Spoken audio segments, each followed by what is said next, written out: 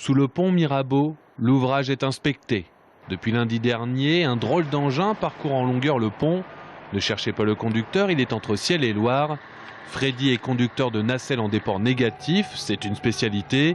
Sous le caisson du pont, il gère à la fois la rotation de la nacelle et conduit à la télécommande l'engin sur le pont. Je fais attention à ce qui se passe au-dessus de l'ouvrage, c'est-à-dire sur la route et dans notre balisage. Donc je fais attention qu'il n'y ait pas de piéton ou une voiture qui vient se mettre devant l'engin et garder un cap le long du trottoir pour ne pas raccrocher le trottoir, quoi.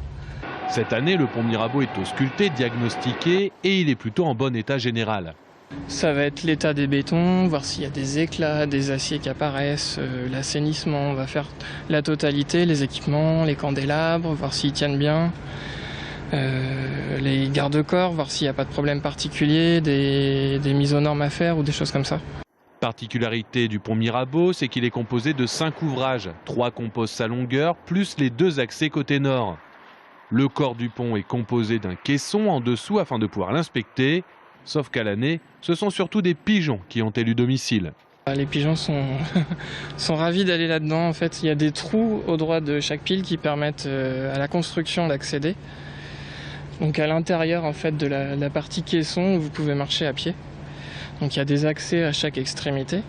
Bien sûr, c'est un accès avec une échelle et il faut s'en méfier quand même, c'est assez dangereux. Mais il y a une visite à faire aussi à l'intérieur pour voir l'état du béton, s'il y a des choses particulières. Et là, en l'occurrence, comme les trous ne sont pas bouchés, vous avez énormément de pigeons à l'intérieur. Le diagnostic continue en début de semaine avec les accès par le quai Paul Bert, des accès fermés à cette occasion, mais ce sera la nuit.